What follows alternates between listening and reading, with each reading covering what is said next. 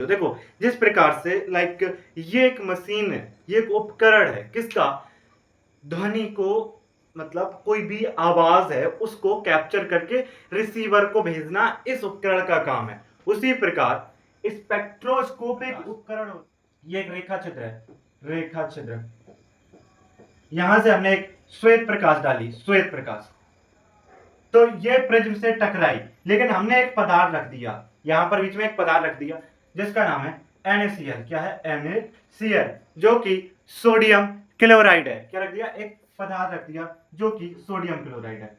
क्या रख दिया? एक प्रकार का पदार्थ जो कि सोडियम क्लोराइड है। तो इससे जाकर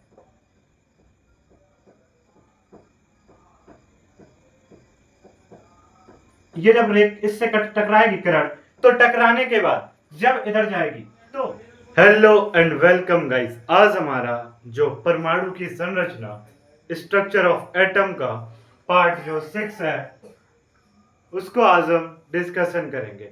परमाणु की संरचना।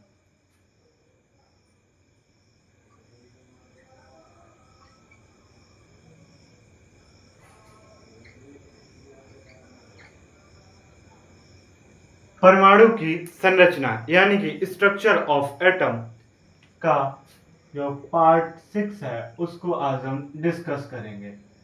इस पार्ट में हम स्पेक्ट्रम क्या होता है, उत्सर्जन स्पेक्ट्रम क्या होता है, अवशोषण स्पेक्ट्रम और सतत स्पेक्ट्रम, असतत स्पेक्ट्रम, बैंड स्पेक्ट्रम और भी बहुत सारी, हाइड्रोजन स्पेक्ट्रम के बारे में, फिर उसके बाद जो हमारे और भी कुछ कॉन्सेप्ट हैं उनको आज हम डिस्कस करेंगे।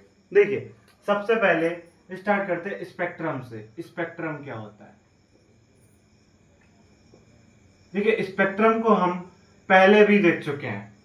स्पेक्ट्रम जो होता है वो, देखिए, सबसे पहले स्पेक्ट्रम समझने से पहले आपको समझना चाहिए जो स्पेक्ट्रोग्राफ या फिर स्पेक्ट्रोस्कोप क्या होता है। स्पेक्ट्रोस्कोप या फिर स्पेक्ट्रोग्राफ, स्पेक्ट्रोग्राफ, स्पेक्ट्रो स्पेक्ट्रोप या फिर स्पेक्ट्रोस्कोप, स्पेक्ट्रोस्कोप या फिर स्पेक्ट्रोग्राफ, ये हमारे दो टॉपिक है। पहले इन्हें समझो। देखो, जिस प्रकार से ये एक मशीन है, ये एक उपकरण है, किसका? ध्वनि को, मतलब कोई भी आवाज है उसको कैप्चर करके रिसीवर को भेजना इस उपकरण का काम है। उसी प्रकार स्पेक्ट्रोस्कोप एक उपकरण होता है। स्पेक्ट्रोस्कोप या स्पेक्ट्रोग्राफ एक क्या है? उपकरण है या एक टूल है, एक मशीन, एक उपकरण है ना? एक उपकरण है ना, जिसके द्वारा अलग अलग तरंग दैर्ध्य, अलग अलग तरंग दैर्ध्य, अलग अलग लैम्डा या लैम्डा यानी कि तरंग दैर्ध्य, जो अलग अलग जो तरंग दैर्ध्यों या फिर आवृत्ति वाली विकिरणों को अलग किया जाता है। देखो, जो स्पेक्ट्रोस्कोप या फिर स्पेक्ट्रोग्राफ एक प्रकार का उपकरण है जिसके द्वारा अलग अलग तरंगदैर्ध्य या आवृत्ति की विकिरणों को पृथक या फिर कह सकते हैं अलग किया जाता है। पृथक किया जाता है किसके द्वारा? स्पेक्ट्रोस्कोप के द्वारा। और पृथक करके उनको एक क्रमबद्ध रूप से लिखना क्या कहलाता है? स्पेक्ट्रम कहलाता है। स्पेक्ट्रोस्कोप में जो विभिन्न प्रकार की जो विकिरण होती है उनका लैम्डा या न्यू के बारे में पृथक्कृत करने का काम स्पेक्ट्रोस्कोप होता है। उनको पृथक्कृत करके एक क्रमबद्ध सारणी के रूप में तैयार करना स्पेक्ट्रम कहलाता है। जैसे एक स्पेक्ट्रम होता है विबग्योर का स्पेक्ट्रम, है ना, VI, VG, YO और R, ये एक स्पेक्ट्रम है ना, एक स्पेक्ट्रम होता है ना, ये एक स्पेक्ट्रम है, ये एक स्पेक्ट्रम है जिसमें हम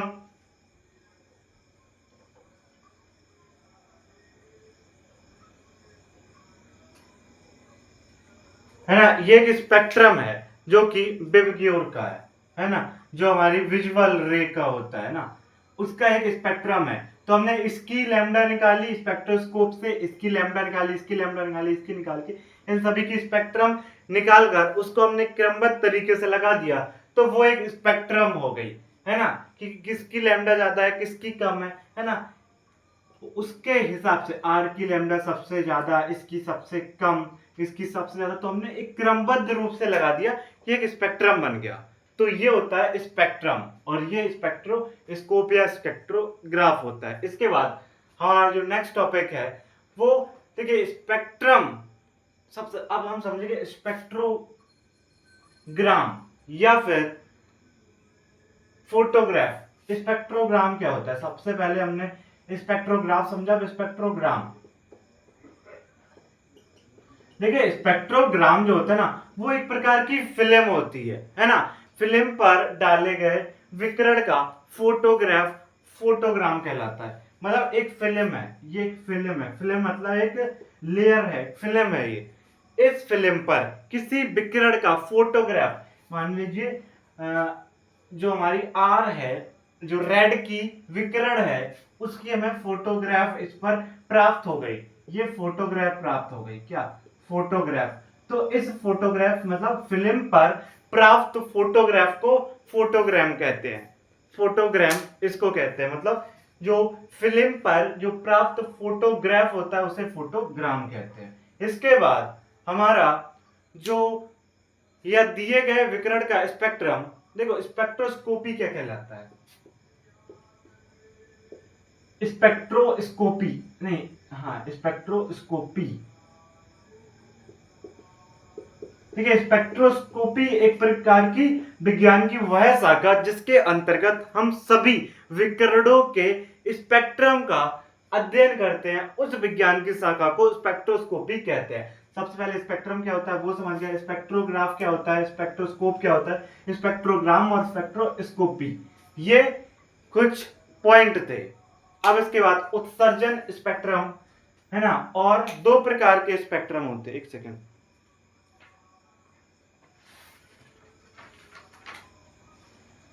स्पेक्ट्रम भी दो प्रकार के होते हैं। पहला होता है उत्सर्जन स्पेक्ट्रम और दूसरा होता है अवशोषण स्पेक्ट्रम, है ना। उत्सर्जन अवशोषण स्पेक्ट्रम।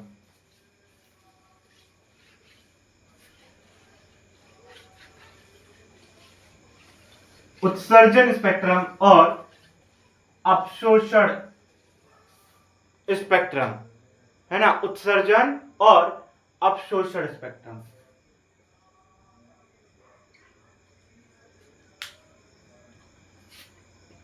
उत्सर्जन स्पेक्ट्रम और अवशोषण स्पेक्ट्रम।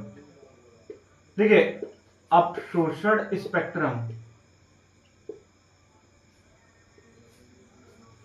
और उत्सर्जन स्पेक्ट्रम।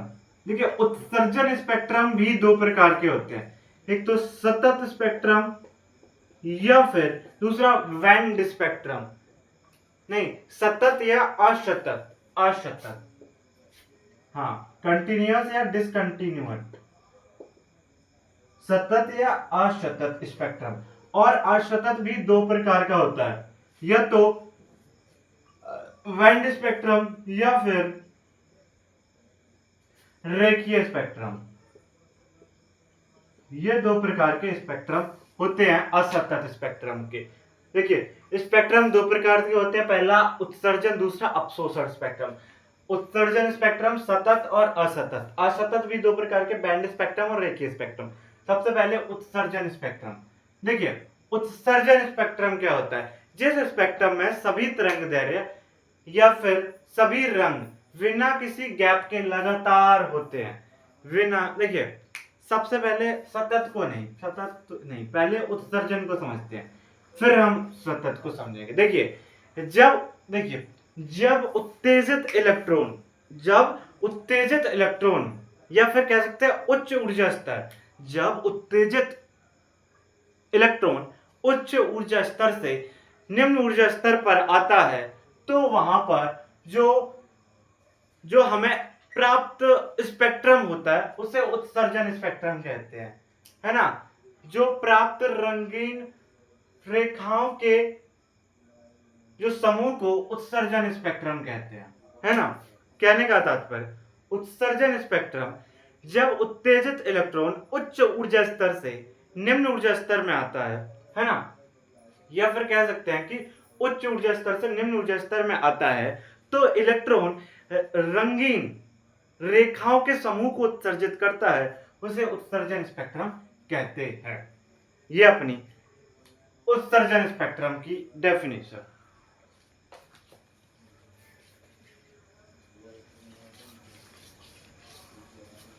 यानी कि उत्तेजित इलेक्ट्रॉन, कैसा इलेक्ट्रॉन, उत्तेजित इलेक्ट्रॉन उच्च ऊर्जा स्तर से निम्न ऊर्जा स्तर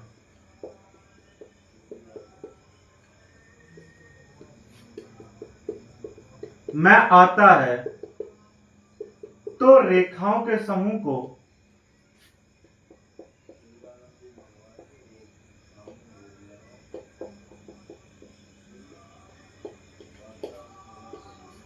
उत्सर्जित करता है,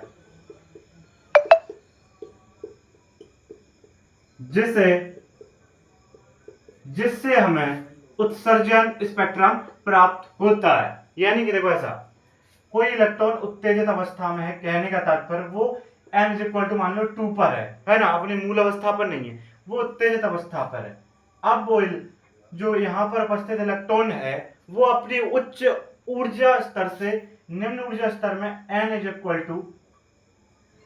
1 पर आ गया, तो वहां यहां पर कुछ क्या निकलेगा, यहां पर निकलेगी कुछ रंगीन रेखाओं का समूह, है ना, रंगीन। तो रंगीन रेखाओं का समूह हमें प्राप्त होगा, है ना, यहां पर रंगीन रेखाओं का समूह प्राप्त होगा, जिसको हमने उत्सर्जन स्पेक्ट्रम कहा है। ये क्या है, उत्सर्जन स्पेक्ट्रम। तो उत्सर्जन स्पेक्ट्रम कितने प्रकार के, 2, है ना। उन दोनों के बारे में अभी हम समझते हैं। पहला जो है वो है सतत स्पेक्ट्रम। देखिए, सतत स्पेक्ट्रम उत्सर्जन स्पेक्ट्रम का वह भाग है जिसमें जब कोई इलेक्ट्रॉन उच्च ऊर्जा स्तर से निम्न ऊर्जा स्तर पर आता है, तो उसमें जो रेखाएं निकलती हैं वो कंटिन्यूअस होती हैं, है ना। या कह सकते हैं जिस स्पेक्ट्रम में सभी तरंगदैर्घ्य बिना किसी गैप के लगातार हो, यानी कि जिस स्पेक्ट्रम में, कौन सा पड़ा, सतत स्पेक्ट्रम,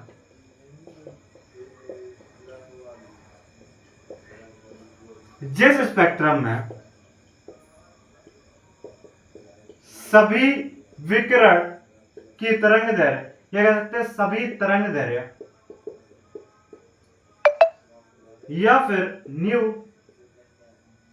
या फिर आवृत्ति के बीच में कोई गैप ना हो, शेष गैप ना हो, तो उस स्पेक्ट्रम क्या कहेंगे, सतत स्पेक्ट्रम। कहने का तात्पर्य, जिस स्पेक्ट्रम में सभी तरंगदैर्घ्य या फिर आवृत्ति के बीच, आवृत्ति बिना किसी गैप के या आवृत्ति के बीच में शेष गैप ना हो, तो उसे सतत स्पेक्ट्रम कहते हैं, कॉन्टिन्यूअस। जैसे कि एक प्रकार का, इधर देखिए, जैसे कि हमारे पास एक कोई ऐसी स्लेट जहां पर व्हाइट प्रकाश किरण डाला जाता है, श्वेत प्रकाश, क्या, जहां पर श्वेत प्रकाश डाला जाता है, और ये क्या, एक रेखा छिद्र है, स्लिट है, रेखा छिद्र, और इसमें एक बीच में क्या रखा है, ये अपना एक प्रिज्म है। तो इससे प्रिज्म, जब इससे ये प्रिज्म से टकराएगा, क्या, ये श्वेत प्रकाश, तो ये 7 रंगों में विभक्त हो जाएगा, 1 2 3 4 5 6 7 8, तो ऐस इस प्रकार। तो हमें एक, ये जो हमें 7 रंगों का एक स्पेक्ट्रम प्राप्त होगा, और ये क्या है, फोटोग्राफी प्लेट, जिस पर सभी तरंगदैर्घ्यों की फोटोग्राफ प्राप्त हुई, फोटोग्राफी प्लेट।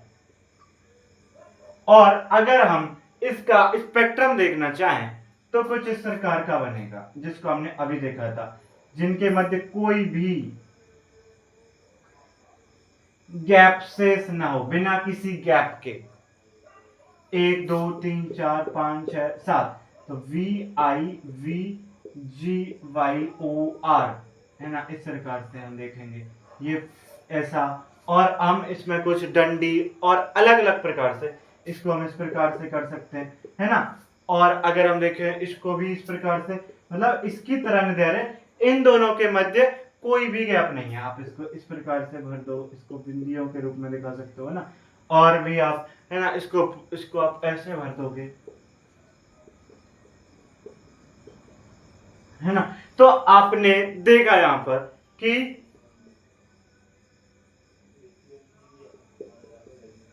है ना, आपने यहां पर देखा कि ये जो अलग अलग रंगों की जो विकिरणें हैं उनके मध्य कोई भी गैप शेष नहीं है, कोई भी गैप शेष नहीं है।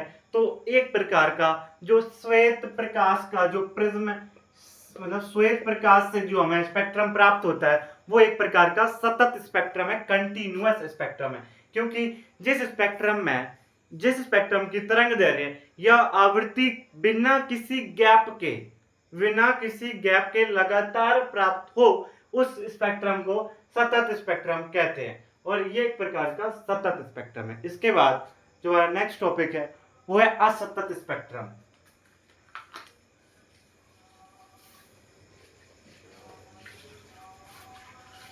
डिसकंटिन्यूअस स्पेक्ट्रम, या कह सकते हैं हम, इसी से अगर डेफिनेशन बनाई जाए तो असतत, यानी कि कह सकते हैं जिस स्पेक्ट्रम में तरंगदैर्घ्य या आवृत्ति के बीच में शेष गैप हो, यानी कि असतत हो, है ना, इनके बीच गैप उपस्थित हो, है ना। जिस स्पेक्ट्रम में सभी तरंगदैर्घ्य या आवृत्ति के बीच शेष गैप हो वो एक प्रकार का असतत स्पेक्ट्रम कहलाता है। असतत स्पेक्ट्रम भी दो प्रकार के होते हैं, एक बैंड स्पेक्ट्रम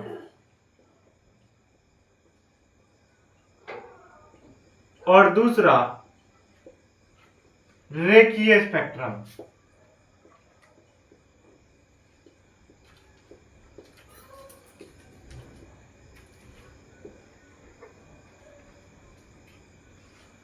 बैंड स्पेक्ट्रम और रेखीय स्पेक्ट्रम क्या होता है? देखिए, अगर असतत स्पेक्ट्रम की अगर हम दूसरी डेफिनेशन जानना चाहें तो यही है, मतलब नॉर्मली देखा जाए जिस स्पेक्ट्रम में सभी तरंगदैर्घ्य आवृत्ति के बीच शेष गैप हो उसे हम असतत कहते हैं। और बैंड स्पेक्ट्रम देखो क्या होता है। बैंड स्पेक्ट्रम कुछ इस प्रकार होता है कि बैंड स्पेक्ट्रम में रंगीन सतत बैंड, मतलब जिसमें कलर्ड मतलब एक ऐसा, या ऐसा कह सकते हैं कि बैंड स्पेक्ट्रम में रंगीन, मतलब कलर्ड, रंगीन सतत स्पेक्ट्रम तथा अदीप्त असतत स्पेक्ट्रम है। मतलब रंगीन सतत स्पेक्ट्रम होता है जो कुछ अदीप्त क्षेत्र द्वारा अलग किया जाता है, यानी कि अदीप्त जहां पर ये रंगीन लाइनें ना हो, रंगीन सतत स्पेक्ट्रम ना हो, वो अदीप्त अदीप्त क्षेत्र द्वारा अलग या पृथक किया जाता है ना, या अलग किया जाते हैं, है ना, किए जाते हैं। जो आमतौर पर आणविक, इसका अगर एग्जांपल देखें तो आणविक बैंड स्पेक्ट्रम, आणविक स्पेक्ट्रम एक बैंड स्पेक्ट्रम का उदाहरण है। आणविक स्पेक्ट्रम एक बैंड स्पेक्ट्रम का उदाहरण है। कहने का तात्पर्य यह है, जो बैंड स्पेक्ट्रम होता है, बैंड स्पेक्ट्रम में जो रंगीन सतत स्पेक्ट्रम को अदीप्त को कुछ अदीप्त क्षेत्र द्वारा अलग किया जाता है, तो वहां पर जो हमें असत मतलब एक स्पेक्ट्रम प्राप्त होता है, जिसे हम बैंड स्पेक्ट्रम कहते हैं। और ये असतत होता है क्योंकि कहीं पर कलर्ड होंगी, कहीं पर रंगीन होंगी। देखो क्या लिखा है, रंगीन सतत स्पेक्ट्रम, और कहीं पर बीच बीच में लाइट नहीं होगी, है ना। देखो ऐसा बैंड मतलब बैंड स्पेक्ट्रम का एग्जांपल आणविक स्पेक्ट्रम है, और आणविक स्पेक्ट्रम में मतलब जो अपना बैंड स्पेक्ट्रम है उसमें जो रंगीन सतत स्पेक्ट्रम के को जो अदीप्त क्षेत्र द्वारा अलग किया जाता है, तो ऐसे स्पेक्ट्रम को हम बैंड स्पेक्ट्रम, इसका एग्जांपल आणविक स्पेक्ट्रम है। इसके बाद हम रेखीय स्पेक्ट्रम देखेंगे। रेखीय स्पेक्ट्रम में ऐसा होता है कि यह विशेष तरंगदैर्घ्य, देखो इसका एग्जांपल अगर देखें रेखीय स्पेक्ट्रम का, तो अभी हम पढ़ेंगे जो कि हमारे टॉपिक है हाइड्रोजन स्पेक्ट्रम है, इसका एग्जांपल। पहले इसकी डेफिनेशन, यह विशेष तरंगदैर्घ्य की रेखा, यह विशेष तरंगदैर्घ्य की रेखा रेखाओं की क्रमबद्ध व्यवस्था होती है, यानी कि ये विशेष तरंगदैर्घ्य वाली रेखाओं की विशेष तरंगदैर्घ्य वाली रेखाओं का क्रमबद्ध व्यवस्था होता है, क्रमबद्ध व्यवस्था होता है। कहने का तात्पर्य जो रेखीय स्पेक्ट्रम है वो विशेष तरंगदैर्घ्य यानी कि विशेष तरंगदैर्घ्य वाली रेखाओं का क्रमबद्ध व्यवस्था होती है, जो अदीप्त क्षेत्र द्वारा अलग की जाती है ना, जो अदीप्त क्षेत्र द्वारा अलग की जाती है। अदीप्त क्षेत्र द्वारा अलग किया जाता है।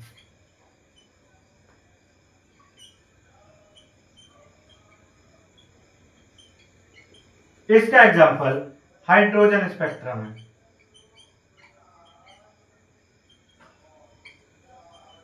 इसका एग्जांपल हाइड्रोजन स्पेक्ट्रम है।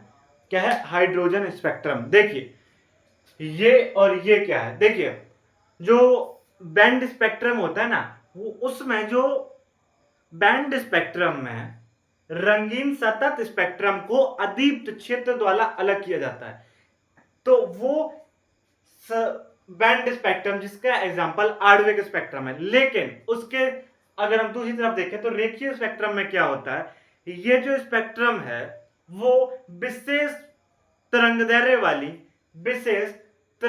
वाली रेखाओं का क्रमबद्ध व्यवस्था होती है। क्या? विशेष लैम्डा वाली तरंगदैर्घ्य,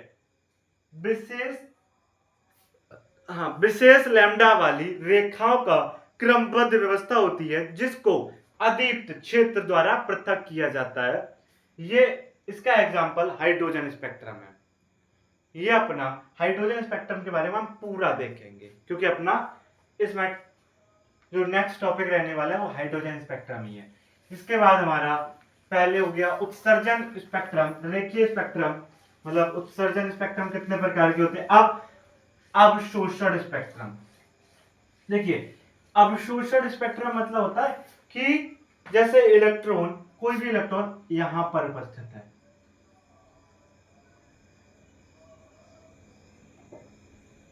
है ना, यहां पर कोई इलेक्ट्रॉन है, बाहर से अपने ऊर्जा दी तो ऊर्जा देने पर ये इलेक्ट्रॉन इस पे आ गया, है ना।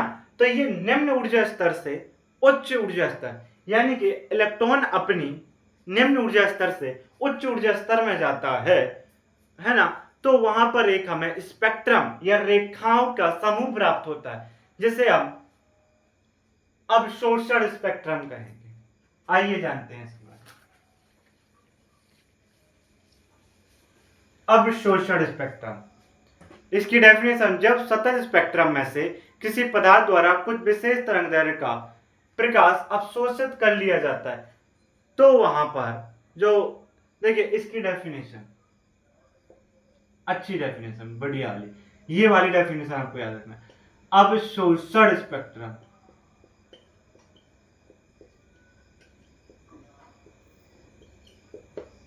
अवशोषण स्पेक्ट्रम क्या कहलाता है कि जब सतत स्पेक्ट्रम में, अभी हम सतत स्पेक्ट्रम पढ़ के आए हैं, वही सतत स्पेक्ट्रम यहां पर उपयोग होगा। मतलब हमने सतत स्पेक्ट्रम का एक एग्जांपल भी पढ़ा है, कौन सा वाला, ये जो विबग्योर वाला, श्वेत प्रकाश की किरण को, तो इनके बीच कोई भी गैप मौजूद नहीं होता है, तो ये स्पेक्ट्रम का यहाँ यूज होगा जब सतत स्पेक्ट्रम में, मतलब ये वाला स्पेक्ट्रम लेकर जब सतत स्पेक्ट्रम में से किसी पदार्थ, सतत स्पेक्ट्रम में से किसी पदार्थ, जब सतत स्पेक्ट्रम में से किसी पदार्थ द्वारा कुछ विशेष तरंगदैर्घ्य द्वारा कुछ विशेष तरंगदैर्घ्य वाली विकिरणों का अवशोषण, है ना, विशेष जो तरंगदैर्घ्य का प्रकाश, यानी कि कह सकते हैं कि पदार्थ द्वारा कुछ विशेष तरंगदैर्घ्यों का प्रकाश अवशोषित कर लिया जाता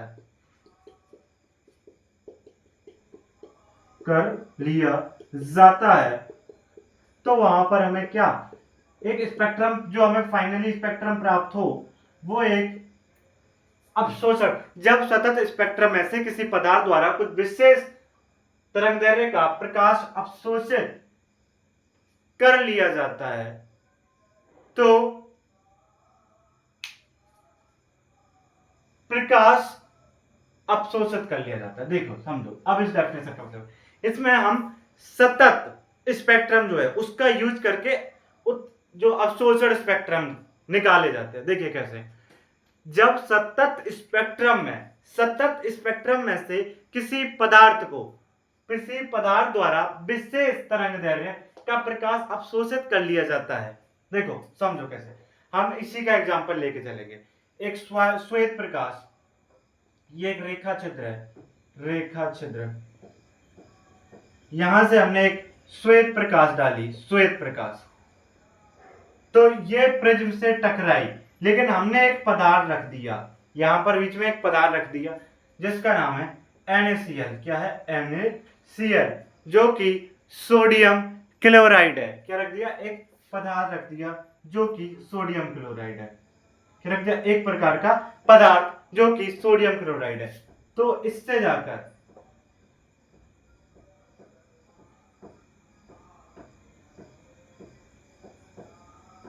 ये जब इससे टकराएगी किरण, तो टकराने के बाद जब इधर जाएगी तो हमें कुछ यहां पर चीजें बदली हुई दिखाई देंगी, कुछ रंगों का अवशोषण कर लिया जाएगा। यहां पर सिर्फ और सिर्फ दो रंग दिखाई देंगे, दो,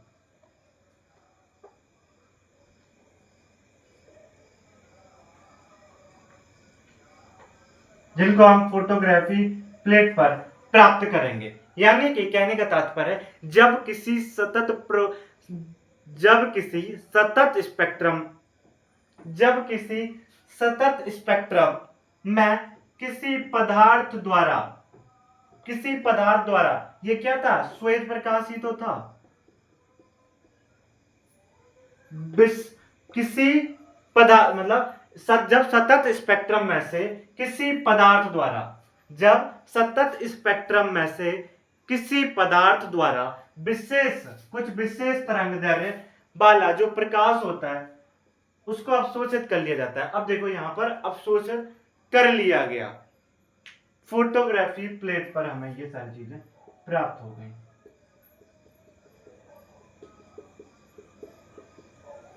अब हम इसका स्पेक्ट्रम बनाएंगे तो इस प्रकार से,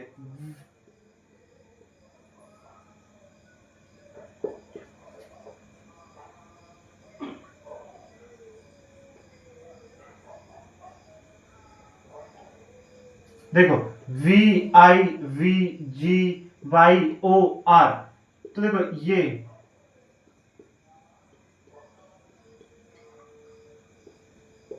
तो जो नीचे वाले ये है ना, इस प्रकाश मतलब विशेष तरंगदैर्घ्य, ये विशेष तरंगदैर्घ्य वाले या विशेष तरंगदैर्घ्य के कुछ विशेष तरंगदैर्घ्य का प्रकाश अवशोषित कर लिया गया। ये देखो, ये अवशोषित हो गया।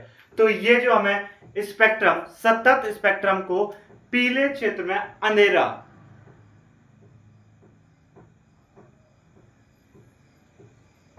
है ना, यहां पर हमें अंधेरा अंधेरा प्राप्त हो जाएगा, है ना। तो ये जो स्पेक्ट्रम निकल के आया वो अवशोषण स्पेक्ट्रम है, यानी कि जब सतत स्पेक्ट्रम में से जो कोई पदार्थ विशेष तरंग दैर्ध्य वाले प्रकाश को अवशोषित कर लेता है, तो जो हमें प्राप्त स्पेक्ट्रम होता है वो अवशोषण स्पेक्ट्रम होता है। इसके बाद देखिए एक इंपॉर्टेंट चीज, नोट पॉइंट।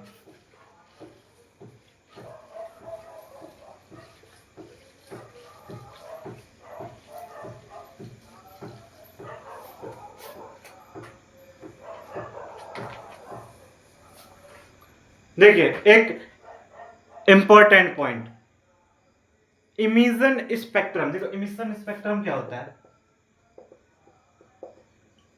अभी हम पढ़ चुके हैं। ये होता है उत्सर्जन स्पेक्ट्रम। उत्सर्जन स्पेक्ट्रम, देखिए जो इमिशन स्पेक्ट्रम होता है वो इलेक्ट्रॉन नीचे आता है। देखो इमिशन स्पेक्ट्रम में क्या होता है, इलेक्ट्रॉन नीचे आता है। क्यों?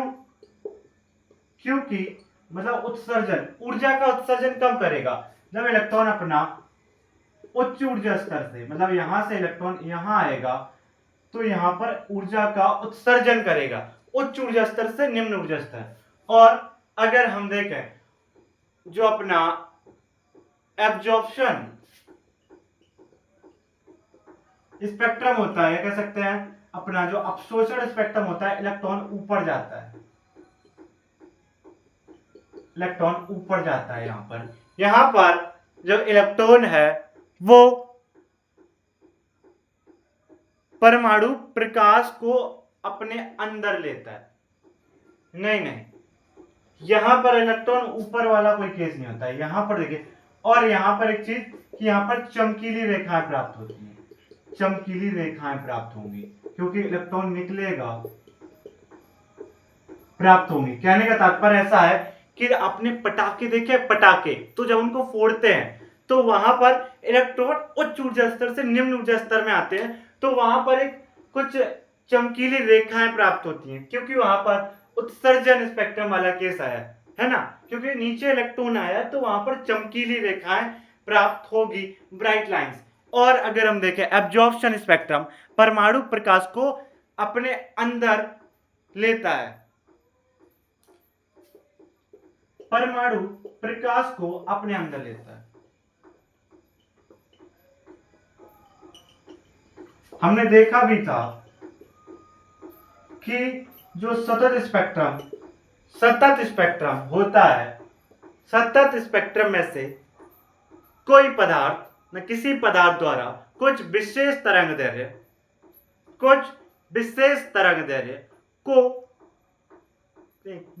दैर्ध्य का प्रकाश अवशोषित कर लिया जाता है, तो वहां पर हमें एब्जॉर्प्शन स्पेक्ट्रम प्राप्त होता है।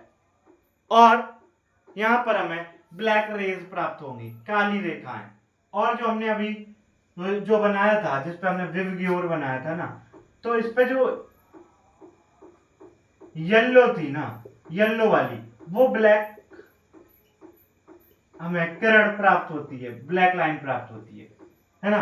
तो हमें काली रेखाएं किसमें प्राप्त होगी, एब्जॉर्प्शन स्पेक्ट्रम में। इसमें काली रेखाएं, डार्क रेज मतलब डार्क लाइन प्राप्त होगी, इसमें ब्राइट लाइन प्राप्त होगी। तो ये अपना स्पेक्ट्रम, हाइड्रोजन का स्पेक्ट्रम का उत्सर्जन। देखो अब हमने पूरे स्पेक्ट्रम का जो पार्ट है, उत्सर्जन, सतत, बैंड और भी जो कुछ था, सबको हमने डिस्कस कर लिया। अब जो हमारा असतत का जो पार्ट है, वो रेखीय स्पेक्ट्रम का उदाहरण हाइड्रोजन स्पेक्ट्रम, उसको देखेंगे। Hydrogen spectrum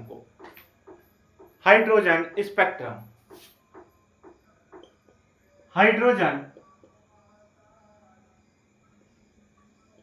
spectrum, hydrogen spectrum एक प्रकार का कैसा है, उत्सर्जन स्पेक्ट्रम होता है ना।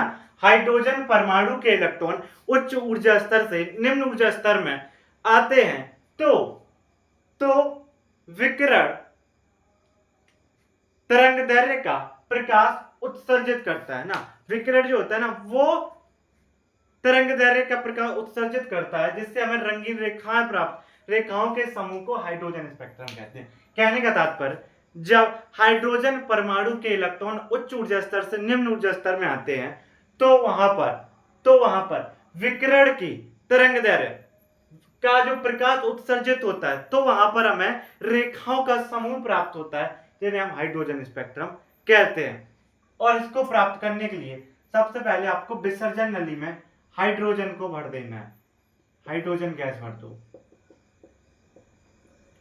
और यहां पर निम्न दाब, कैसा दाब, निम्न दाब और हाई वोल्ट, उच्च विभव, हाई वोल्ट पर यहां पर दाब कैसा होगा, निम्न और हाई वोल्ट। विसर्जन नली हमने पहले ही पढ़ा था 10 की पावर माइनस का 5 और 10 की पावर 3 वोल्ट। ये निम्न दाब 10 की पावर माइनस का 5 हम उसमें पढ़ चुके हैं जब हमने वो पढ़ा था, और इसको 10 की पावर 3 वोल्ट विसर्जन नली प्रयोग पढ़ा था, उसमें देखा था। और यहां पर क्या करेंगे हम, जो धारा प्रवाहित करेंगे, मतलब विभव वोल्ट 10 की पावर 5 है ना। तो हाइड्रोजन गैस को भरने पर तो यहां पर कुछ रेज निकलेंगे, रेज, जिनको हम छिद्र, रेखा छिद्र है, रेखा छिद्र, इसके द्वारा जब हम बीच में प्रिज्म रखते हैं, प्रिज्म, ये क्या है, प्रिज्म, तो इस प्रकार से कुछ रेज प्राप्त, मतलब हमें कुछ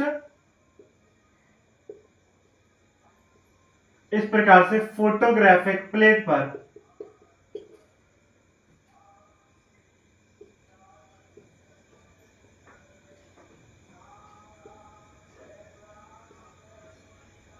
इस प्रकार से एक फोटोग्राफिक प्लेट प्राप्त होती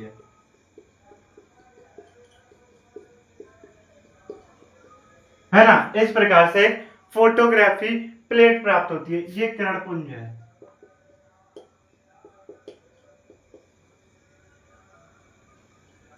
फोटोग्राफी प्लेट प्राप्त होती है, जिससे हमें एक स्पेक्ट्रम प्राप्त होता है, जो कि इस प्रकार का असतत स्पेक्ट्रम होता है, असतत, लेकिन कैसा होता है, रेखीय। तो असतत का पार्ट रेखीय होता है, तो ये एक रेखीय स्पेक्ट्रम है। कैसा, रेखीय स्पेक्ट्रम, एक रेखीय स्पेक्ट्रम। हाइड्रोजन स्पेक्ट्रम कैसा होता है, रेखीय स्पेक्ट्रम, तथा ये असतत, क्योंकि रेखीय स्पेक्ट्रम पार्ट किसके होते हैं, असतत स्पेक्ट्रम के। और असतत स्पेक्ट्रम पार्ट किसका है, उत्सर्जन स्पेक्ट्रम।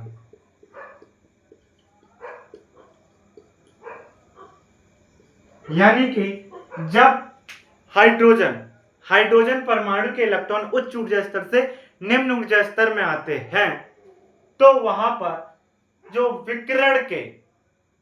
विकिरण तरंगदैर्घ्य का प्रकाश उत्सर्जित करती है, जिससे इन रंगीन रेखाओं के समूह को, ये जो रंगीन रेखा ना, इनके समूह को, ये जो सभी, इस समूह को हमने इधर स्पेक्ट्रम कहते हैं। कौन सा स्पेक्ट्रम, हाइड्रोजन स्पेक्ट्रम।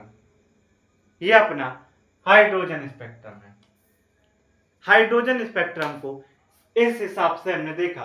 अब हम इसको थोड़ा सा और जानते हैं कि कहां से इलेक्ट्रॉन, मतलब इसका पूरा ग्राफ बनाकर देखते हैं।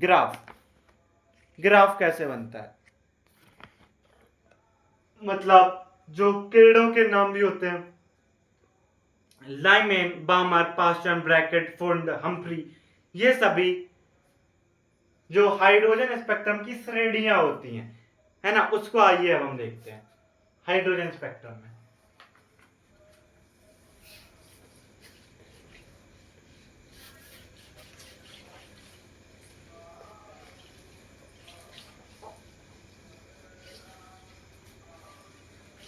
देखिए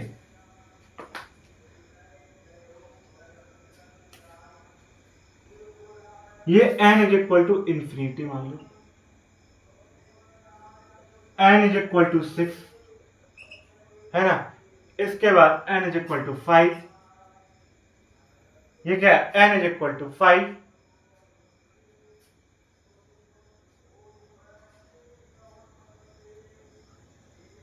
इसको आप n इज इक्वल टू 5 कहेंगे,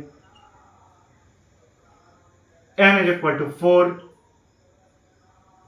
3, 2,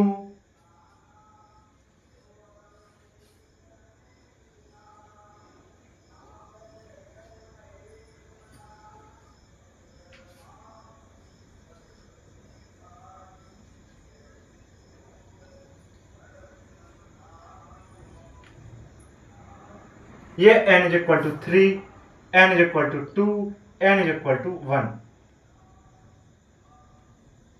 n इज इक्वल टू 1 को क्या कहेंगे, ये अपनी किस में है, ये अपनी मूल अवस्था में, और n इज इक्वल टू 2 प्रथम उत्तेजित अवस्था, n इज इक्वल टू 3 द्वितीय उत्तेजित अवस्था होती है। जब कोई इलेक्ट्रॉन अनंत से क्योंकि इलेक्ट्रॉन नीचे आएगा, अनंत से n इज इक्वल टू 1 में गिरता है, n इज इक्वल टू 1 में आएगा, या फिर 6 से n इज इक्वल टू 1 में आएगा, या फिर 5 से 6 में 1 में आएगा, या फिर 4 से 1 में आएगा, या फिर 3 से 1 में आएगा, या फिर 2 से 1 में आएगा। तो ये जो पूरी,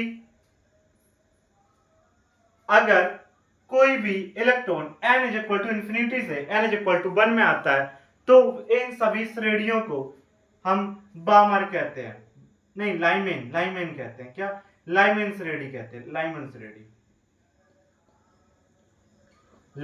श्रेणी क्या कहते हैं इसको, लाइमन श्रेणी। और यदि इंफिनिटी से n इज इक्वल टू 2 पे गिर जाए, या फिर 6 से 2 पे गिरे, 5 से 2 में इलेक्ट्रॉन आए, या फिर 4 से 2 में आए, 3 से 2 में आए, तो इन सभी जो श्रेणियों को हम क्या कहेंगे, बामर। क्या कहेंगे इसको, Balmer. n is equal to 2 में गिरे, मतलब यहां से इधर आए, n is equal to infinity से n इज इक्वल टू 2 आए, n इज इक्वल टू 6 से n इज इक्वल टू 2 आए, तो वो सभी मतलब वो गिरे किसमें, 2 में, n इज इक्वल टू 2 में, तो वो सभी श्रेणियां बामर श्रेणी कही जाएंगे।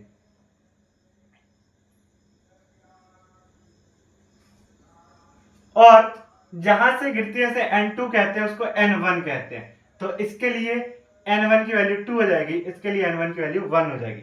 अगर कोई इलेक्ट्रॉन इंफिनिटी से 3 पे गिरता है, 5 से 3 पे गिरता है, मतलब 6 से 3 पे, या 5 से 3 पे, 4 से 3 पे, तो ये वाली जो रेखाएं होंगी, लाइमेन, बामर, पाश्चन, ये पाश्चन कहलाएंगे, पाश्चन श्रेणी।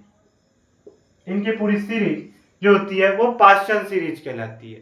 इसके बाद n इज इक्वल टू 6 से n इज इक्वल टू, मतलब n is equal to infinity से n इज इक्वल टू 4 पर गिरे, 4, 5, हाँ 6 से 4, 5 से 4, तो इसको ब्रैकेट कहेंगे, ब्रैकेट श्रेणी। और n is equal to infinity से n इज इक्वल टू 5, मतलब 5 के गिरे, या n इज इक्वल टू 6 से n इज इक्वल टू 5 पे गिरे, तो हम उसे लाइमेन, बामर, पाश्चन, ब्रैकेट, फुंड। या फिर अनंत से 6 पर गिरे, या 7 से 6 पर गिरे, तो वो हम्फ्री कहलाती है, हम्फ्री श्रेणी। ये थी अपनी श्रेणियां, मतलब n इज इक्वल टू, मतलब 1 पर गिरे, ऊपर से इलेक्ट्रॉन 1 पर आए, इसमें 2 पर आए, इसमें 3 पर आए, जैसे 4 पर, 5 पर, 6 पर, तो इसका नाम बामर, मतलब लाइमन, बामर, पास्चर, ब्रैकेट, फुंड, हम्फ्री, ये सभी अपनी हाइड्रोजन स्पेक्ट्रम की श्रेणियां होती हैं, इनको हमें याद रखना है। और इसके बाद हाइड्रोजन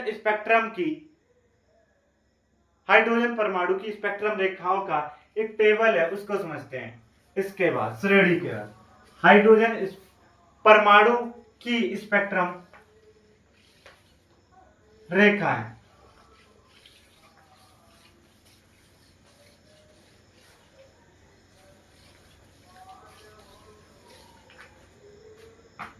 हाइड्रोजन परमाणु की स्पेक्ट्रम रेखाएं।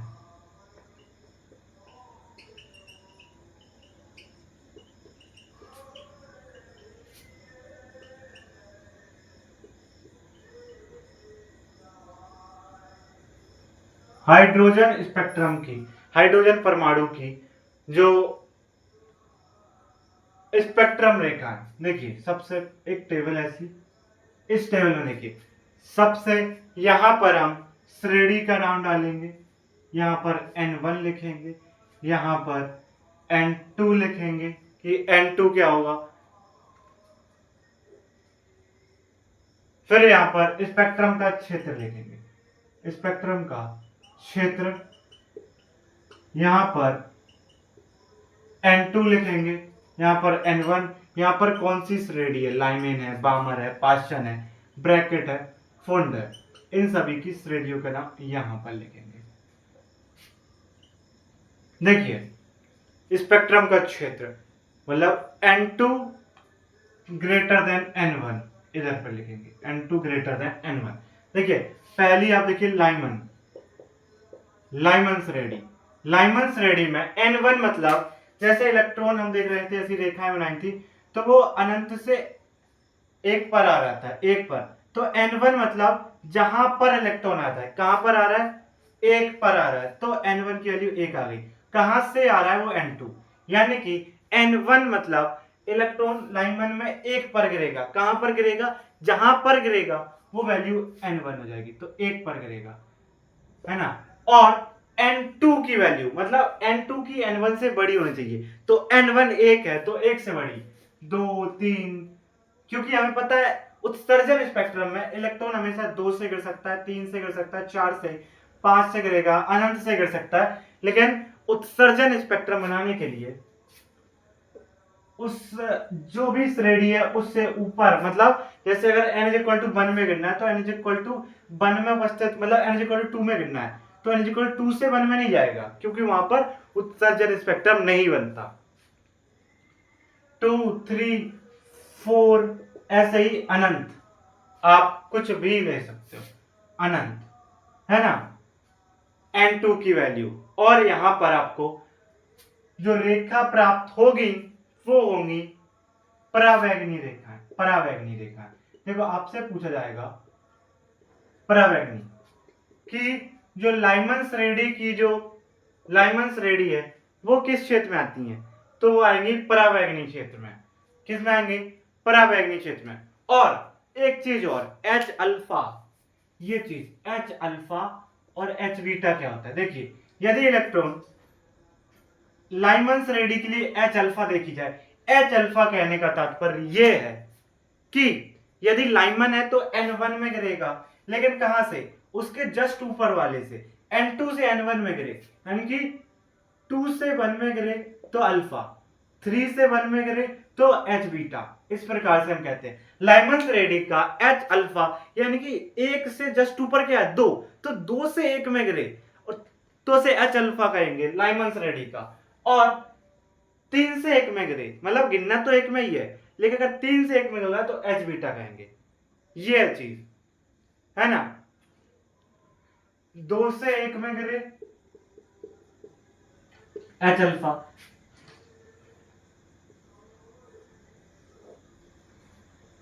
3 से 1 में गिरे तो H बीटा, और इसी प्रकार से चलता रहेगा। H गामा हो जाएगा, 4 से 1 में गिरेगा, है ना। अब लाइमन बामर के लिए कहां पर गिरेगा, लाइमन के लिए कोई भी ऊपर से नीचे कहां गिरेगा, जो भी गिरेगा वो N1 की वैल्यू, तो 2 में गिरना चाहिए, 2 में, तो इसकी वैल्यू हमेशा 3, 4, 5 ऐसे ही अनंत तक। ये आएगा दृश्य क्षेत्र में, दृश्य में।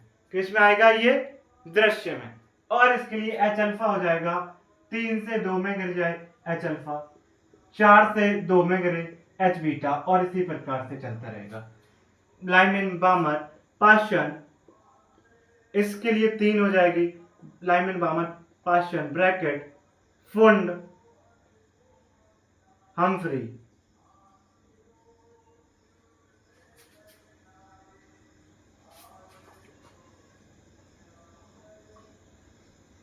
देखिए इसके लिए 4 5 6, मतलब हम्फ्री के लिए कोई भी इलेक्ट्रॉन अनंत से 6 में गिरना चाहिए, 6 में गिरना चाहिए।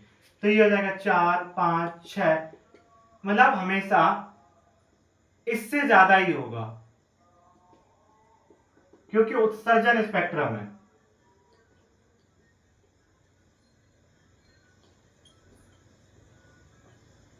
है ना। और ये सभी, ये जो नीचे के है ना, वो हमें अवरक्त में प्राप्त होंगे, अवरक्त क्षेत्र में। अवरक्त इंफ्रारेड है, हमने ईडब्ल्यूएम में, ईएमडब्ल्यू इलेक्ट्रोमैग्नेटिक वेवमेंट की सारी चीजें देखी थी। अवरक्त, दृश्य, परावैंगनी, अवरक्त क्षेत्र में, ये भी अवरक्त में और ये भी अवरक्त में। इसके लिए एच अल्फा 4 से 3 में आ जाए एच अल्फा, यानी कि इससे इस पे कूद जाए एच अल्फा, इससे इसमें कूद जाए एच अल्फा, इससे इसमें कूदे एच बीटा, इससे इसमें कूदे एच गामा, है ना, एच अल्फा। अब 5 से 3 में कूद जाए एच बीटा, और इसी प्रकार आगे चलता रहेगा। इसके लिए 5 से 3 में कूद जाए एच अल्फा, 5 से 4 में कूद जाए एच अल्फा, 6 से 4 में कूद जाए एच बीटा, और इसी प्रकार आगे चलता रहेगा। यहां पर 6 से 5 में आ जाए, 6 से 5 में आ जाए, 6 से 5 में आ जाए तो एच अल्फा, और 7 से 5 में आ जाए तो एच बीटा। यहां पर जो होगा ना वो 7 से 6 में आए तो एच अल्फा, और एच बीटा मतलब 8 से 6 में एच बीटा, और आगे ऐसे ही चलते रहेगा।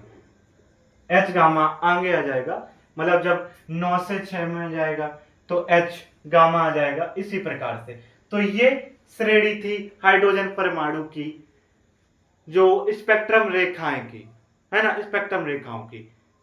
इसके बाद आपको जो n-1, देखिए अब हमें स्पेक्ट्रम रेखाओं की संख्या निकालना हो, स्पेक्ट्रम रेखाओं की अधिकतम संख्या।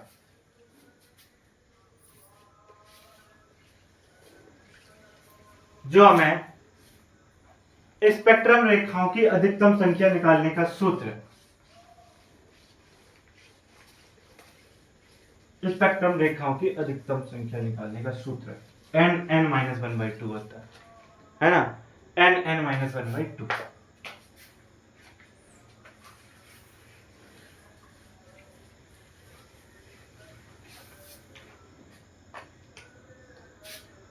क्या हाइड्रोजन, या कह सकते हैं कि स्पेक्ट्रम रेखाओं की अधिकतम संख्या, स्पेक्ट्रम रेखाओं की अधिकतम संख्या n-1/2। क्या? n-1/2। कब?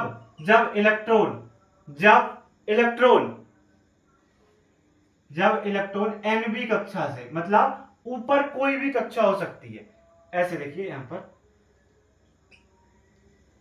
ऐसे ही कोई भी कक्षा से इलेक्ट्रॉन लेकिन अपनी मूल अवस्था में आएगा, यानी कि मूल अवस्था यानी कि n=1 पे आएगा।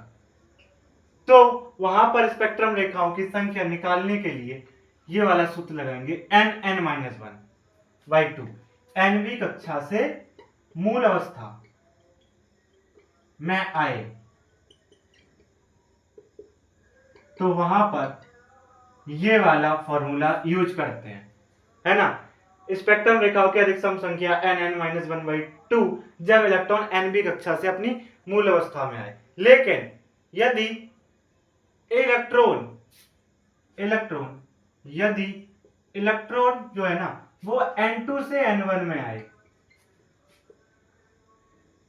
n2 से n1 में आए, तो वहां पर अधिकतम स्पेक्ट्रम रेखाओं की अधिकतम संख्या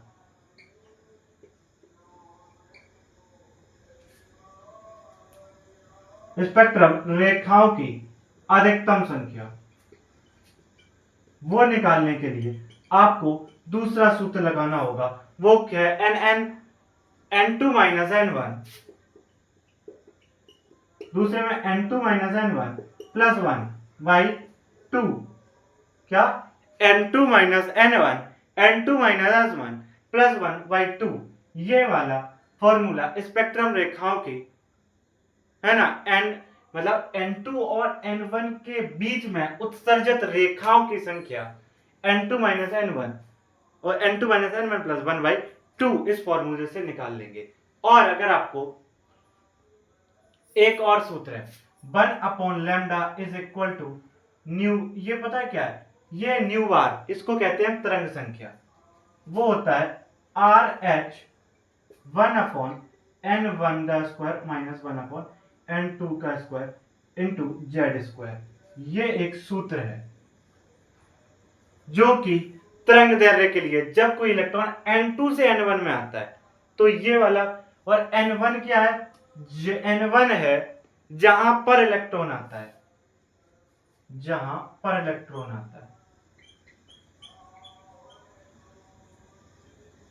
और n2 है जहां से इलेक्ट्रॉन आता है।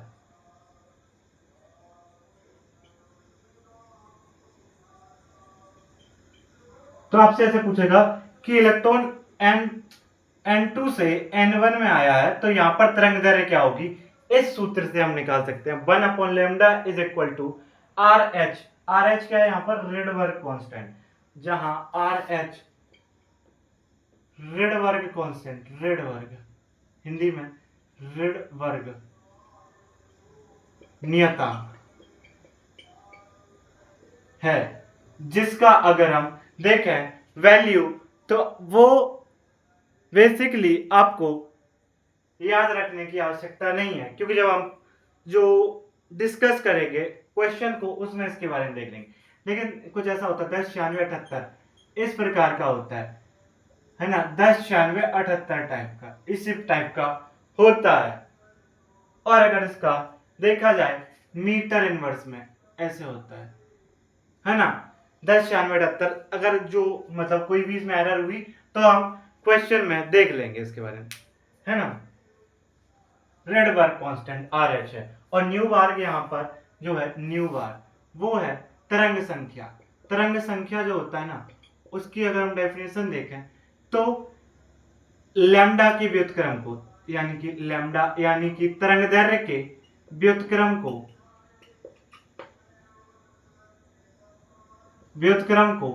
हम न्यू बार यानी कि तरंग संख्या कहते हैं। यह है न्यू बार। और तरंग की संख्या के बराबर नहीं होता। तरंग संख्या और तरंगों की संख्या दोनों चीज अलग अलग है। तरंग संख्या तरंगों की संख्या के बराबर नहीं होता है। वो लैम्डा के व्युत्क्रम को हम क्या कहते हैं? तरंग संख्या, जो कि 1 अपॉन लैम्डा होता है। ये अपना स्पेक्ट्रम रेखाओं को निकालने का तरीका। अब द्रव की द्वैत प्रकृति, डुअल नेचर ऑफ मैटर, यानी कि द्रव्य की द्वैत प्रकृति। क्या आपने सोचा है कि प्रकाश की द्वैत प्रकृति होती है? उसी प्रकार जो द्रव्य होता है, द्रव्य पदार्थ, उसकी भी द्वैत प्रकृति होती है, कि जो द्रव्य है वो एक प्रकार का कण भी है और एक प्रकार का तरंग भी है। उससे पहले एक चीज देखिए कि अगर लैम्डा अधिक हुई, किसी कण की लैम्डा अधिक हुई तो वो तरंग की भांति व्यवहार करेगा, लेकिन अगर लैम्डा कम हुई तो वो कण की भांति व्यवहार करेगा। कण की भांति व्यवहार करेगा। अगर लैम्डा अधिक तो वो वेव, और जिसकी लैम्डा कम वो कण है, पार्टिकल है। लैम्डा अधिक तरंग, लैम्डा कम कण। इसके बाद द्रव की द्वैत प्रकृति है ना,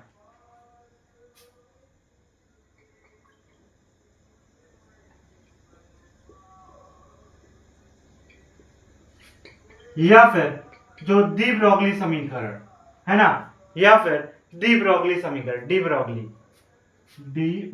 समीकरण, डी ब्रोगली समीकरण। देखिए, अच्छा देखिए, जो द्रव की द्वैत प्रकृति कहने का मतलब द्रव का जो दो व्यवहार है, द्रव का द्वैत व्यवहार यानी कि दो व्यवहार, द्रव का दो व्यवहार होते हैं। एक तो वो कण की भांति भी व्यवहार करता है और तरंग की भांति भी व्यवहार करता है। ये होता है द्रव का द्वैत प्रभाव, और इसी को सिद्ध किया या बताया है डी ब्रोगली समीकरण से। तो इसीलिए हम द्रव की द्वैत प्रकृति डी ब्रोगली समीकरण को पढ़ रहे हैं। यानी कि द्रव जो होता है ना वो डुअल नेचर रखता है, वो कण भी है और तरंग भी है ना, यानी कि एक पार्टिकल भी है और एक वेव भी है। क्या? कण नहीं, एक द्रव्य। यानी कि आप एक इमेजिन करिए, आप खड़े हैं, है ना, और आपकी ओर एक क्रिकेट की बॉल आ रही है। आप जस्ट ऐसे खड़े हैं, आपके सामने क्रिकेट की बॉल आ रही है, तो आपको कैसी दिखेगी वो? क्या एक वेव के रूप में दिखेगी या फिर एक पार्टिकल के रूप में, कण आता हुआ दिखाई देगा? आप कहोगे कण आता हुआ दिखाई देगा, कण कण आता हुआ दिखाई देगा। बिल्कुल राइट बात है, बिल्कुल राइट बात है ना। और इस अगर हम देखें कि जिस प्रकार प्रकाश के डुअल नेचर होते हैं, उसी प्रकार द्रव की भी द्वैत प्रकृति होती है कि प्रत्येक गतिशील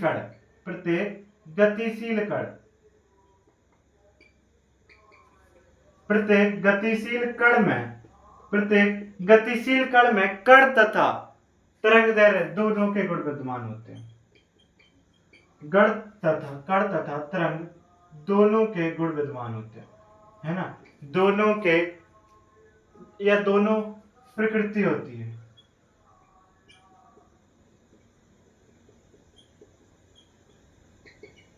है ना। और इन्होंने अपने इस सिद्धांत इसी के अनुसार एक फॉर्मूला दिया जो कि lambda is equal to H upon M B होता है या एच अपॉन पी होता है, जहां पर लैम्डा डी ब्रोगली तरंगदैर्घ्य है और एच प्लांक कांस्टेंट है 6.63 into 10 की पावर -34 जूल सेकंड इसकी वैल्यू है। एम इलेक्ट्रॉन का द्रव्यमान 9.1 into 10 की पावर -31 केजी, और बी क्या है? यहाँ पर वेग है इलेक्ट्रॉन का। तो ये इन्होंने अपने इस जो डी ब्रोगली समीकरण यही है, lambda is equal to H upon M P, यानी कि ये एक कांस्टेंट है, ये भी कांस्टेंट है ना। यानी कि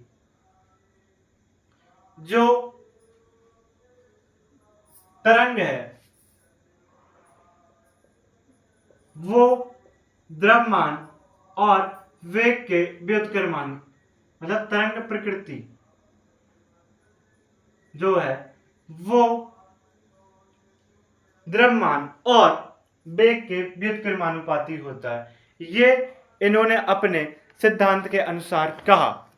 और देखिए, आपने अभी एक एग्जांपल दिया था, इमेजिन करिए आपकी तरफ एक बॉल आ रही है, तो आपको पार्टिकल दिखाई दे रही है, तो वहां पर क्योंकि वो भी एक द्रव्य है तो उसमें हमें वेव प्रॉपर्टी क्यों नहीं दिख रही है, सिर्फ पार्टिकल प्रॉपर्टी क्यों दिख रही है? मतलब कड़ीय प्रकृति, बॉल आ रही है, पार्टिकल कण दिख रहा है, तो वेव क्यों नहीं दिख रहा है? वहां पर एक रीजन है। देखिए मतलब लैम्डा, यहां पर लिखो लैम्डा तरंगदैर्घ्य, क्योंकि तरंग यहां पर देखिए एच कांस्टेंट, तो ये हाँ जो लैम्डा, अगर हम देखें बॉल का द्रव्यमान इलेक्ट्रॉन के सापेक्ष बहुत अधिक है और जहां द्रव्यमान अधिक वहां वेवलेंथ कम। और हमने अभी समझा अगर लैम्डा कम हुआ तो वहां पर वो कण की भांति व्यवहार करेगा, तरंग की भांति व्यवहार नहीं करेगा। इसीलिए जो बड़ी वस्तुएं होती है उनमें हमें तरंग की कोई भी प्रॉपर्टी, तरंग नहीं दिखता, सिर्फ वो कण दिखता है, तरंग नहीं दिखता है, क्योंकि उसका द्रव्यमान बहुत अधिक हो जाता है और वेग भी बहुत अधिक हो जाता है, जिसके कारण लैम्डा बहुत कम, और लैम्डा कम तो वो पार्टिकल प्रॉपर्टी दिखाएगा, वेव प्रॉपर्टी नहीं दिखाएगा, तरंग गुण नहीं दिखाएगा, कण गुण दिखाएगा। यानी कि हम कह सकते हैं द्वैत प्रकृति का सिद्धांत जो है वो अति सूक्ष्म कण जैसे इलेक्ट्रॉन, प्रोटॉन, है ना, की गति के लिए बहुत महत्वपूर्ण है, जबकि बड़े बड़े जो पिंड होते हैं ना उनकी गति में यह नगण्य हो जाता है। इसीलिए हम जो बड़ी चीजें होती हैं उनका सिर्फ कण चीज दिखता है, कण दिखता है, क्योंकि उनका द्रव्यमान और वेग अधिक होता है ना। ये हमने देख लिया जो डी ब्रोगली का समीकरण। और ये lambda is equal to H upon M B या एच अपॉन पी कैसे आया, इसकी उत्पत्ति कैसे हुई, ये देखते हैं। द्रव के दो व्यवहार होते हैं, कण और तरंग। हमें कण कोई बड़ी चीज क्यों नहीं दिखाई देती है, क्योंकि उसका द्रव्यमान अधिक होता है, वेग भी अधिक होता है, लैम्डा कम हो जाता है, लैम्डा कम तो कणीय प्रकृति। प्रत्येक गतिशील कण में कण तरंग दोनों प्रकृति होती है। इन्होंने एक फॉर्मूला दिया, lambda is equal to H upon M B. Lambda de Broglie तरंग दैर्ध्य होता है।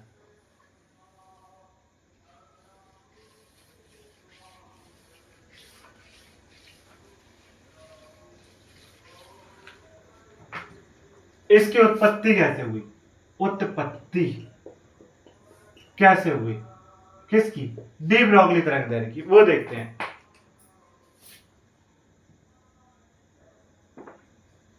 मतलब lambda is equal to H upon P या एम बी कैसे आया, इसको हम समझते हैं। देखिए हमने अभी देखा था क्या,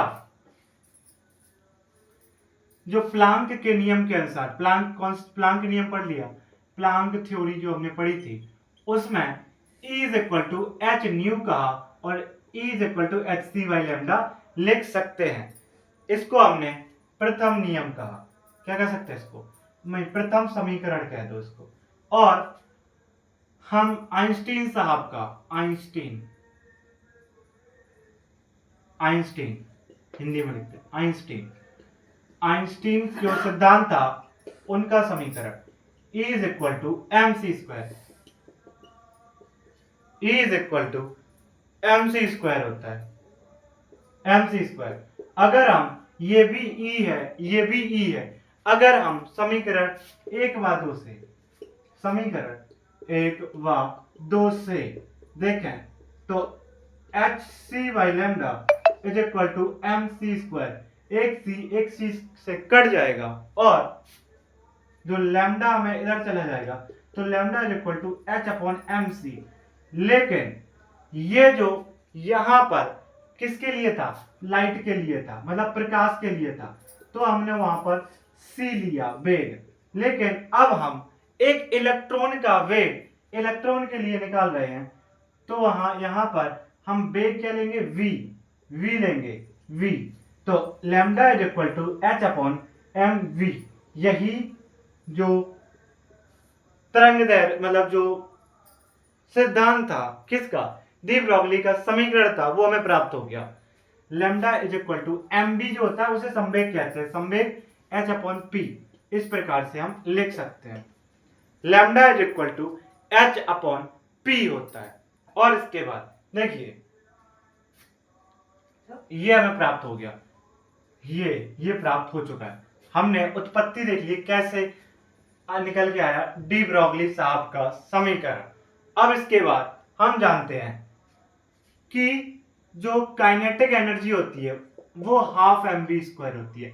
अगर हम ऊपर एक m का मल्टीप्लाई करा दें, नीचे m से भाग दे दें, तो K E is equal to half M square V square by M हो जाएगा। और एम बी जो होता है वो p होता है, तो K E is equal to 1/2, इसको p स्क्वायर लिख दें अपॉन 2m, ये हो जाएगा। और P निकालें तो ये इधर आ जाएगा, तो रूट में 2m काइनेटिक एनर्जी, ये आ जाएगा P। तो हम P के स्थान पर ये रख दें, यानी कि आगे और देखें तो H upon root of 2m kinetic energy, ये अपना हो गया।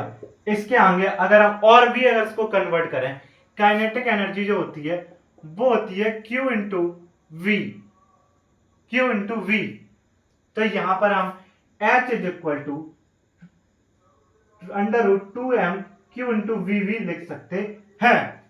और अगर हम देखें Q भी कांस्टेंट है, m भी कांस्टेंट, 2 भी कांस्टेंट, मतलब ये कांस्टेंट, ये कांस्टेंट, ये कांस्टेंट, ये कांस्टेंट।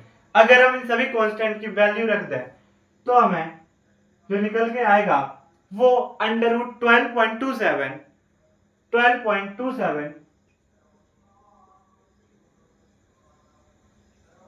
क्या 12.27 upon root of v in angstrom. ये हमारा पूरा ये जो है ना, इसको मतलब ये जो है ना, ये सभी इंपॉर्टेंट फॉर्मूले हैं एक ही बॉक्स में।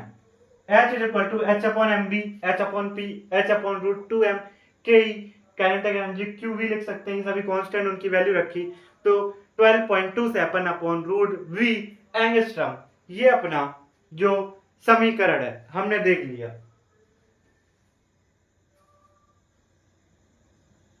इसके बाद डी ब्रोगली की उत्पत्ति के बाद इसका सत्यापन, मतलब डी ब्रोगली जो समीकरण था उसका सत्यापन कैसे हुआ, आइए देखते हैं।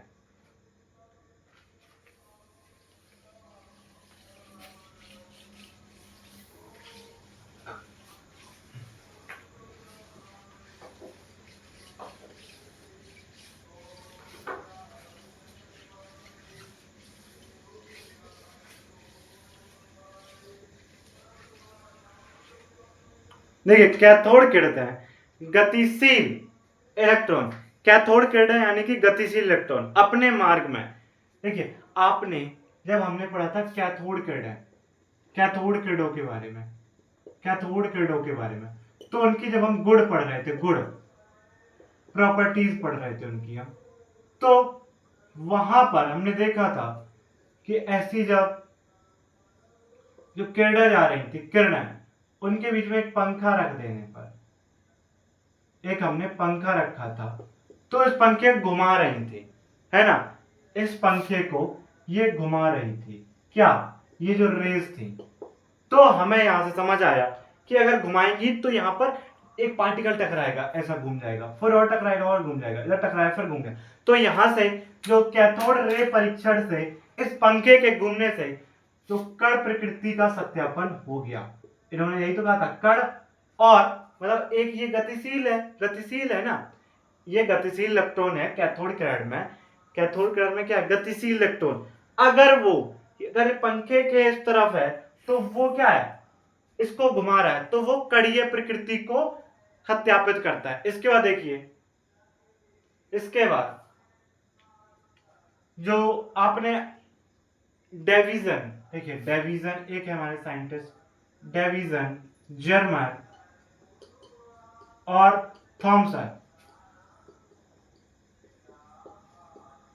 क्या डेविसन, जर्मर और साइंटिस्ट ने निकल क्रिस्टल से इलेक्ट्रॉन पुंज में, क्या निकल क्रिस्टल में इलेक्ट्रॉन पुंज, किसका, इलेक्ट्रॉन पुंज का विवर्तन,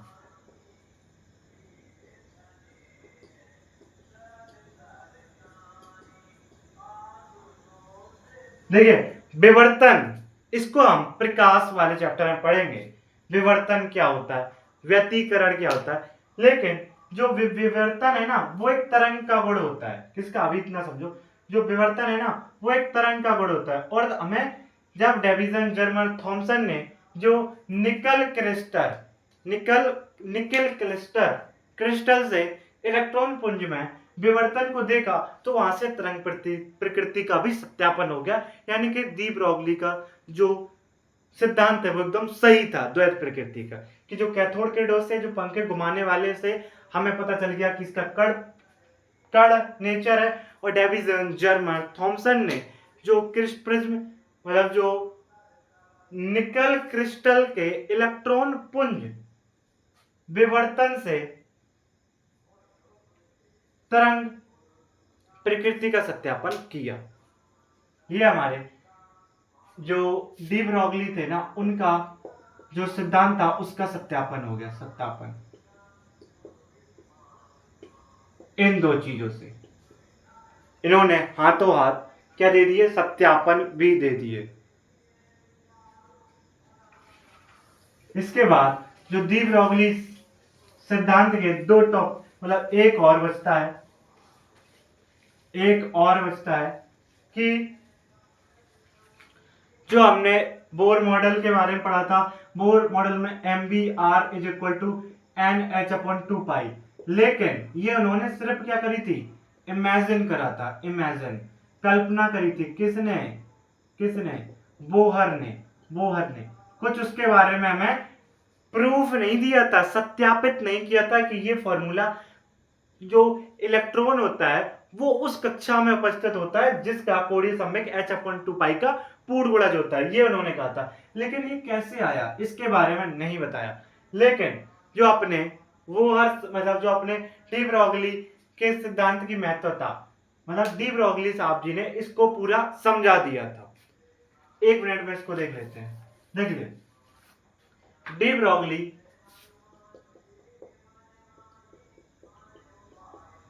ब्रॉगली के सिद्धांत की महत्वता,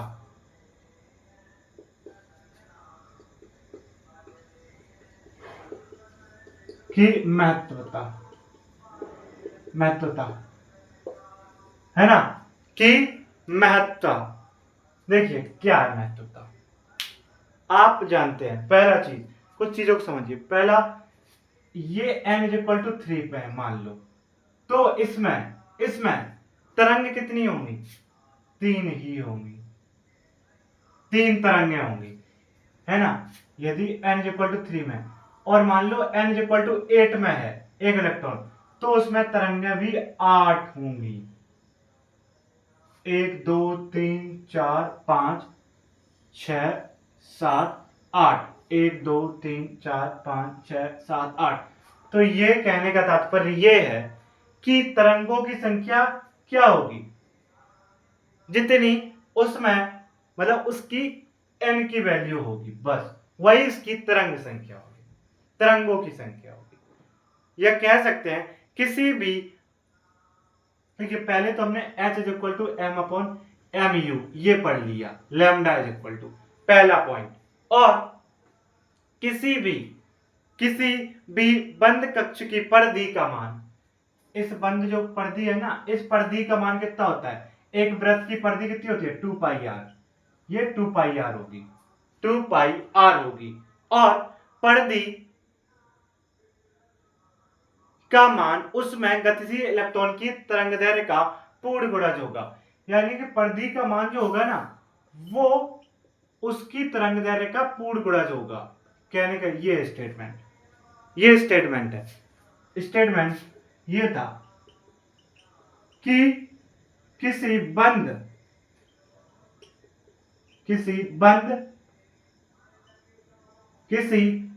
कक्ष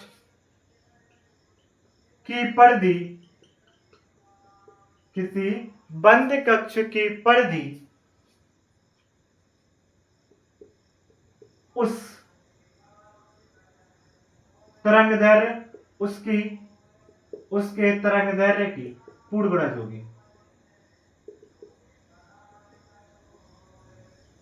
पूर्ण गुणज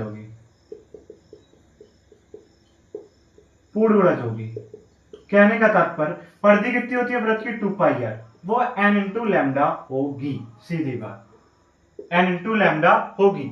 तो यहां पर लैम्डा की वैल्यू कितनी दे रखी है, H/mu, है ना। अगर हम यहां पर तो सही से रीअरेंज करें तो हमें अगर हम एम यू आर इधर कर दें, या फिर हम इसको, ये होता है एम बी होता है, तो यहां पर क्या होगा एम बी, तो यहां पर M B R is equal to H upon N B, तो होगा N N H upon two pi, यही तो था M B R N H upon two pi, यानी कि इलेक्ट्रॉन जिस कक्षा में उपस्थित होंगे उस कक्षा का कोणीय संवेग h अपॉन टू पाई का पूर्ण गुणज होता है। यही तो वो चीज थी, इन्होंने वो चीज प्रूफ कर दी, इन्होंने ये चीज प्रूफ कर दी। ये इसकी महत्वता है, किसकी, डी ब्रोगली के सिद्धांत की महत्वता। M B R is equal to N H upon two pi, किसी बंद कक्ष की परिधि का मान, उसमें गतिशील इलेक्ट्रॉन, यहां पर लिख दो, उसके गतिशील इलेक्ट्रॉन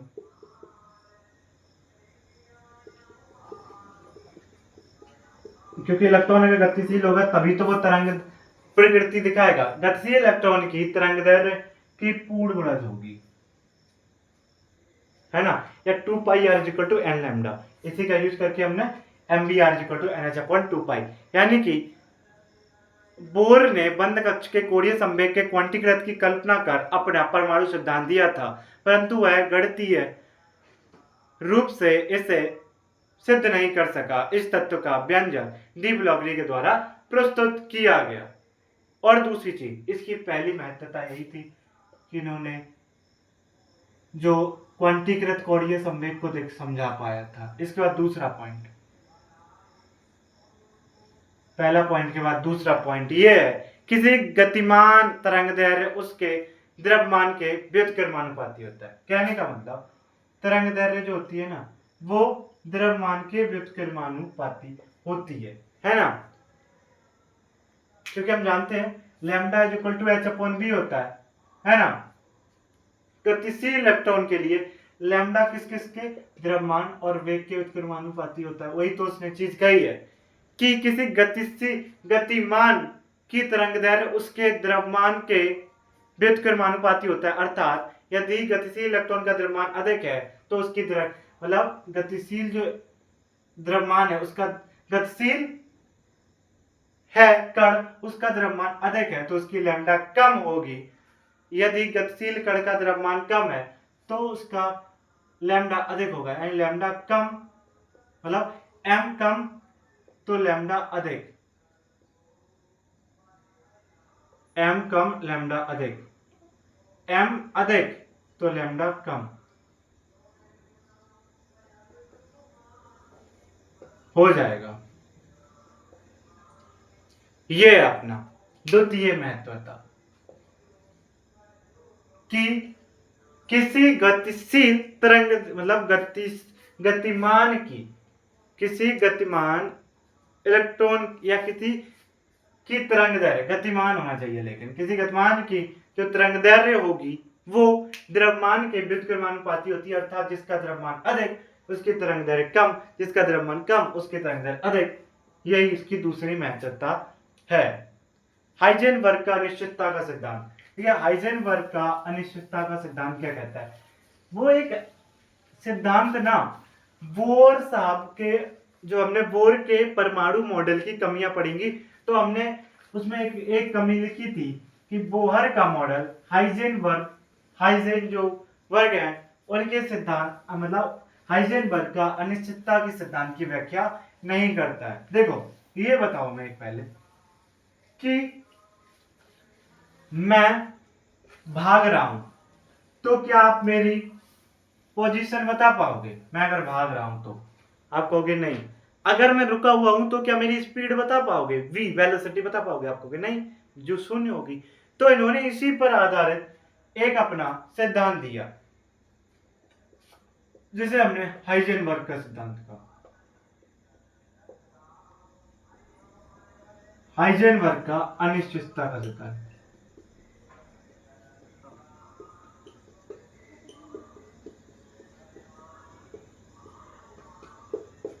हाइजेनबर्ग का अनिश्चितता का सिद्धांत ये कहता है कि इस सिद्धांत के अनुसार किसी गतिमान सूक्ष्म कण,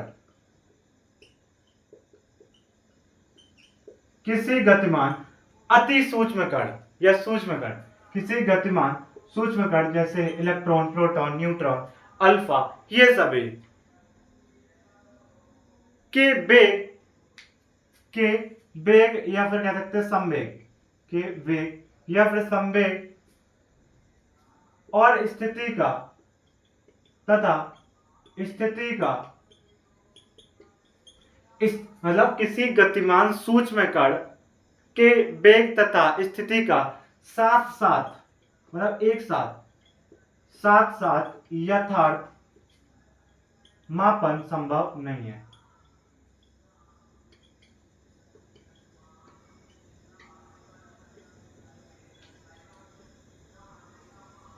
कहने का मतलब किसी गतिमान सूक्ष्म कण के लिए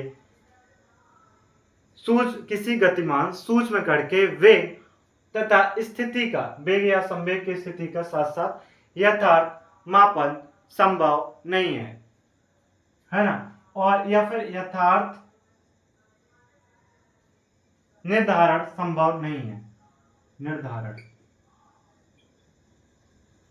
संभव नहीं है। अगर हम इसका फॉर्मूला देखें तो इसका सूत्र अनिश्चितता का सिद्धांत जो का सूत्र है वो है अपना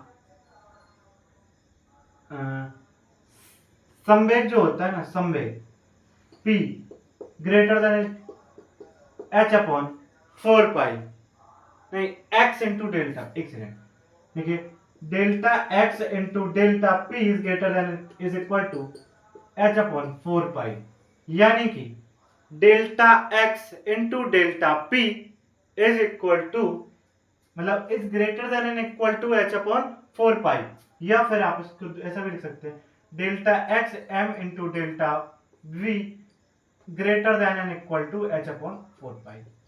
ये है हाइजेनबर्ग का अनिश्चितता का सिद्धांत। उन्होंने कहा था किसी गतिशील या गतिमान सूक्ष्म कण जैसे इलेक्ट्रॉन, प्रोटॉन, न्यूट्रॉन, अल्फा के जो वेग या संवेग तथा स्थिति का साथ साथ यथार्थ मापन निर्धारण नहीं किया जा सकता है। और इनका जो सूत्र है डेल्टा एक्स जो कि स्थिति में अनिश्चितता, डेल्टा पी संवेग में अनिश्चितता, ये प्लांक कांस्टेंट, ये भी constant, delta X into M into delta P is greater than and equal to H upon 4 pi, ये है हाइजेनबर्ग का अनिश्चितता का सिद्धांत।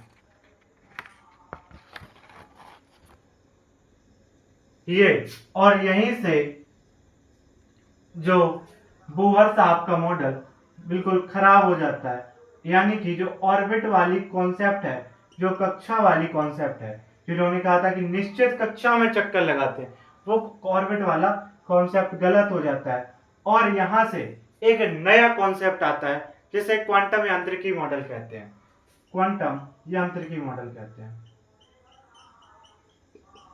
यांत्रिकी मॉडल कहते हैं, जो कि ये जो मॉडल है ना, ये प्रायिकता पर आधारित है। किस पर है? प्रोबेबिलिटी। इसको हम नेक्स्ट पार्ट में देखेंगे कि क्वांटम यांत्रिकी मॉडल को हम नेक्स्ट पार्ट में देखेंगे। आज हमने बहुत सारे टॉपिकों को डिस्कस किया, नेक्स्ट पार्ट में जो क्वांटम यांत्रिकी मॉडल को भी डिस्कस करेंगे।